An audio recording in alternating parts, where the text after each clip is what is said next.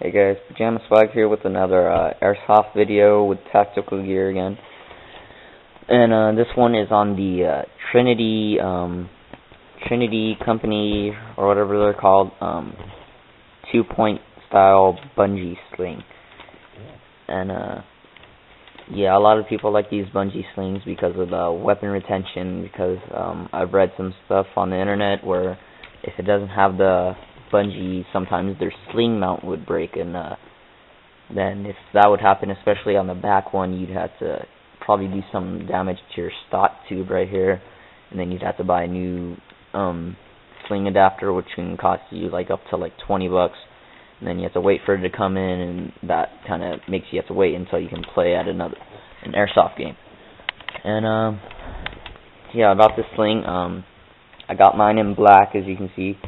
I got mine again at my local Airsoft shop called No Limit Paintball / Airsoft down in Temecula. I'll probably put a link in the video to their website, but it's an alright sling from what I heard from the guys there. They say it's a pretty good starter sling, or CQB or something, because it'll adjust pretty down, and I'm pretty small. I'm tall, but I'm really skinny. So yeah, so I converted mine to a 1-point sling, as you can see. My gun right here, the gun right here, I'll be doing a review on this later. This is my first gun. It's a G&G GR15 Raider. The guys at the shop said this is a good starter gun for me, and so far I like it. And I'll also be doing a review on this Aimpoint red dot scope. But back onto the actual review, which you guys want to see. I did have it connected to my sling point right here, but after a while I got tired of it for some reason, and I just wanted to mess around with it, and so I converted it to a 1-point sling. I just put both of the sling mounts on to the rear sling mount, and the only problem I've seen with this sling is probably with most slings with this type of thing. As you can see, I can't even push it down. For me to have to put this on here, I'd have to, when it was closed and I was trying to put it on, I'd have to take a flathead screwdriver and force it down so it clasps on. But and what I can do is, if you're really into keeping your gun looking perfect and stuff, it'll scratch your your paint off of it, and then it'll look all ugly and stuff. But if you can get over that, it's pretty good. But that's the only thing I don't like about this. So if you're looking for a 1-point sling, I suggest getting one off of evike.com. There should be a link in the video down there, and yeah, get one not with these type of sling mounts, but one it's like a little round clip, and you just press down on the clip and it'll open up like this, and then that way it'll fit any type of sling without having to fool around with these type slings and just have to force it down like I had to do. After a couple of forcing down, I guess I wore down the metal on the top right here, or either on the sling mount. So most of the time I don't have to use this flathead screwdriver to force it, but most of the time I do. And yeah, the bungee, what the bungee does is it helps keep your gun from just destroying the sling mount, especially if you have a heavy gun where it's about 8 pounds or so.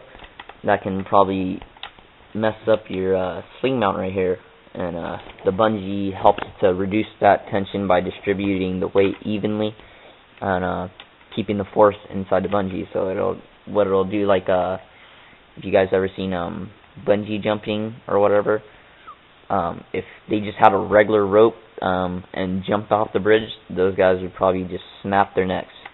So the bungee, what it'll do is it'll once you drop the weapon, it'll expand, and then it'll pull the weapon back, and then it'll just bounce back and forth until it's not going through any motion at all. And the strap on the back, I don't know what this material is, but it's the material that you expect from any sling. Pretty nice and smooth, black, just for night games or whatever, and has buckles everywhere. I don't really know how to adjust slings, so it took me a while to figure it out.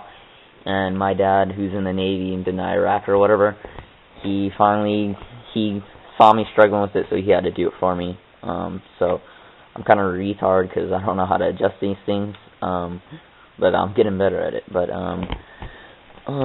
yeah, so yeah, there's tons of buckles on here for you to adjust it to your size. I don't know the exact length that you can adjust it to, but I think that it's pretty long.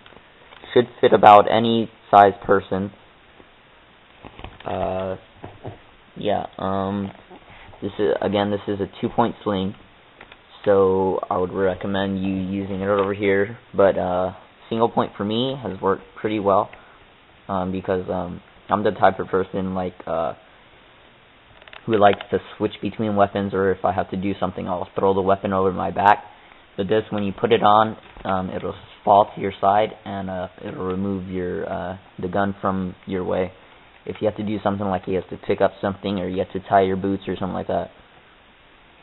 So this is also good if you like to switch to your sidearm a lot, like if you run out of BBs and you don't have time to reload and there's an enemy right in front of you. You just drop this down. You have no worry because the bungee will distribute the weight and won't break the sling mount. And you can just pull out your sidearm very quick. You just throw it on your back. You just push it to your back, and then you just pull out your sidearm, and then put a couple shots in him, and then he's pretty much done.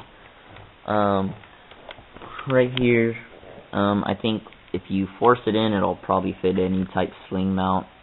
Might take a little force if you don't have patience. I suggest if you're going into a shop or whatever, you bring your gun in there, and you ask what type of slings you have to fit this mount or whatever, or if you're buying it online off of eBike or something like that, you get one like I was talking about where you have to push it down and it opens up.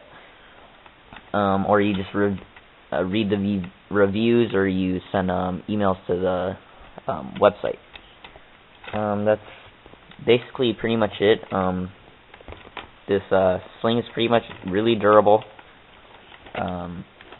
Bungee, and yeah, it fits nicely on your shoulders. The bungee plastic, or the buckle plastic, doesn't get in your way too much. And the only thing that gets in your way a lot is when you adjust the strap, you get this all the excess rope or sling thing or whatever you want to call it that you're not going to use is right here. It just goes in the back. So if you don't want to waste time adjusting it or taping it or whatever, this thing will just whap around every time you're running. Especially if you're using 1-point sling, it'll be whapping your face if you're running fast or diving for cover or something. But that's pretty much it for this one. Nothing too special. I would recommend this for anyone who's new to Airsoft like I am. I plan on getting a different, better one once I get my KWA SR10. If you guys think I should get that, because I'm kind of iffy on that, if I should get the KWA SR10 or any other gun that you think would be better for that, but I'm pretty stuck on a SR10. Yeah, like I said, I'll be doing a review on the Aimpoint Red Dot Scope, the G&G GR15, and some other stuff. Well, thanks for watching.